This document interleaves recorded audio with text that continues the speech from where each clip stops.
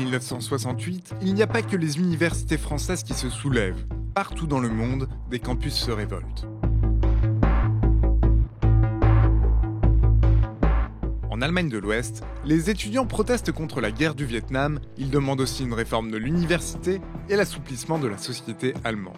Ici, comme dans tous les pays occidentaux, les étudiants sont en révolte contre une société qui les étouffe et contre une université qui distille les abrutis. Le 11 avril, un homme tente d'assassiner Rudi Dutschke, un leader étudiant. Dutschke survit, mais garde des séquelles qui finiront par le tuer 11 ans plus tard.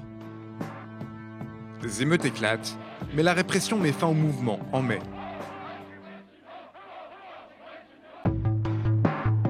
En Italie, les étudiants demandent la réforme de l'enseignement. Des universités sont bloquées comme la faculté de droit de Rome ou la faculté d'architecture. Grenades lacrymogènes d'un côté, projectiles divers de l'autre. La fureur des étudiants s'est surtout libérée sur le matériel des carabiniers, dont 5 véhicules ont été sérieusement éprouvés. En Espagne, les étudiants manifestent contre le régime de Franco.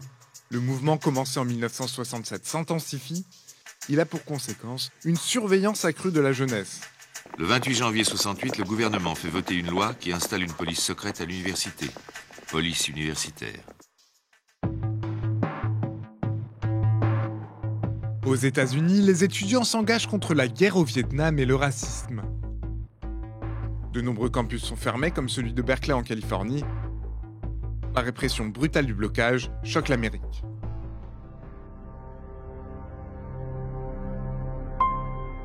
En Tchécoslovaquie, les étudiants veulent faire tomber le stalinisme. Les jeunes participent activement au printemps de Prague, mais le mouvement est écrasé par Moscou au mois d'août. En janvier 69, Jan Palach devient le symbole du désespoir de la jeunesse.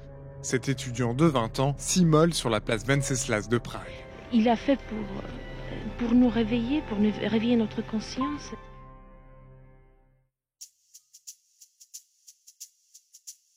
Au Japon, les étudiants dénoncent l'emprise des États-Unis sur la politique japonaise. La lutte est violente entre la police anti-émeute et les jeunes regroupés dans le syndicat étudiant Zengakuren.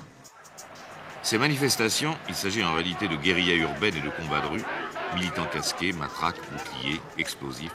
Le mouvement dure jusqu'en janvier 69. Il se termine par l'évacuation de la dernière fac occupée à Tokyo par plus de 8000 policiers.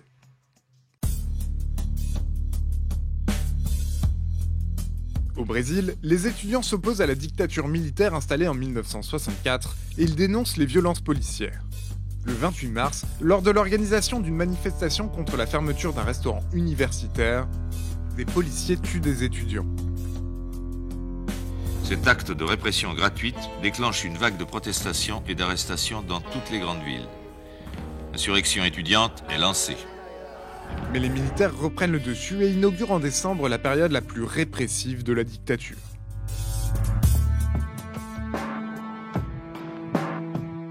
Au Mexique, la jeunesse demande la démocratisation du pays. À partir de juillet, les étudiants manifestent contre le régime dirigé par un parti unique depuis 1929.